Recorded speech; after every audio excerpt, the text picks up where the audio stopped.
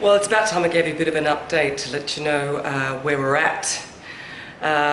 Talk about a slow process, or talk about a process of discovery. I am at the point where I'm really happy with the floor plan, but I'm really struggling with what the front of the house looks like. I brought in an architect who has solved some of the problems with getting the height right and making sure when I get out of my car I don't get wet. Because there's a carport and a balcony going on the western side. But the house just doesn't sing to me, and it's funny, I've just been like tortured by the fact that I've got all this beautiful Pinterest board that says I want this, you know, beachy Hamptons, you know, lovely clad kind of pretty house. And he's come back with something that is not that. And I found myself kind of going, oh, I think I can work with it, trying to sort of think, well, maybe that's what it has to look like. And I've been a bit tortured by that. So I've decided that I need to really sort of say, listen, you have to design this style with a lot more timber detailing around, you know, the doors and the windows and the house to give it that lovely cottagey feel. And if you can't do that, then he's obviously not the right guy.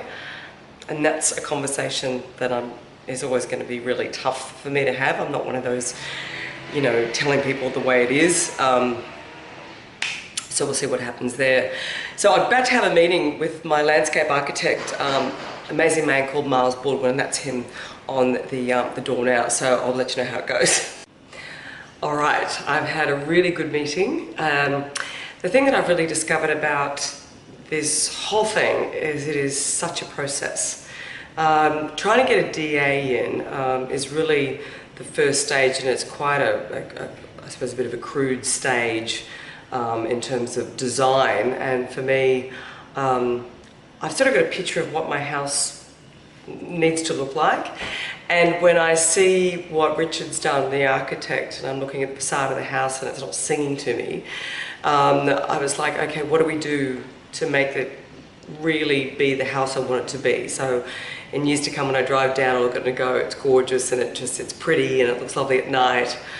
And for me to sort of reach that stage and know now in the DA stage whether that's going to happen or not has been really challenging for me because I can't see it. So today was about getting Richard down with what he's designed, the facade of the house, bringing Miles Baldwin in, who's a fantastic landscaper who I used in my old place in Tamarama. So bringing him in to say, well, how can I soften the front of the house with landscaping and really make it softer and prettier. So that was what today's meeting was, and it was great. It was great. So I think what they do is they sort of speak to each other. We've looked at all the plans, and I feel now when Miles comes back with his new drawings, Richard's just softened a couple of things on his side that hopefully it'll all sort of work together. Fingers crossed. The other exciting development that has happened since I last spoke is the fact that I've interviewed finally a couple of builders. The most important thing I have heard from people with a great experience is that this is an absolute relationship that you're entering into. Like, I'm talking about a very close relationship in terms of that you're speaking with them all the time, in terms of really trusting what they're telling you, trusting they're going to do a good job. So essentially it's like meeting, having a cup of coffee, shaking hands and going, do I like you? That's the very first thing. So I met with a couple of builders. So what I've done is I've spoken to really good friends of mine who have been through this building renovating process numerous times about who they trust.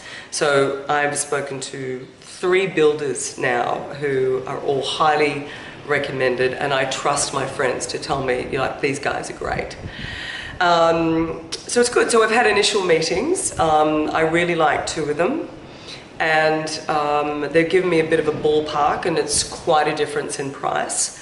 I think what I'm going to be looking at essentially is the fact that I want them to just give me a figure on just the build, like kitchen, bathrooms and walls, and then I separately will price out all the you know, the joinery and different things like that that I know that I'll be needing as time sort of progresses. So so it's good. So I don't know what it'll come down to, but it's good to initially get that first meeting done and get an understanding of asking things like, you know, are they on the tools? I want a builder who's basically on the job. I don't want a site manager. I want a builder who's on the job. I want to know how many projects they're working on at once. I want to know when the holidays are, so I know when they're around and when they're not going to be here. Things like, you know, builder's warranty insurance, all their tradies, do they have their insurance? Are they up to date? What does their contract look like? Is it a hybrid contract or is it a standard contract? So on our site, we've got the undercover architect who's very clever, and I've been doing and reading a lot of her information. So I asked a lot of those questions to those builders. So it really gave me a good picture about who I was working with. So yeah, we've yet to sort of lock it down. It comes down to price, but I feel really good about the people I've spoken to. I also think that the less I talk to, maybe the less confused I'll get. Because to be honest with you, I get a bit swayed. You know, every time I speak to someone, I get a bit, oh, that's a good idea. So I've kind of got to just be really, really certain about what I want to achieve with this house and stick to my guns. Because there's a lot of information that's coming towards me. So that's about where we're at.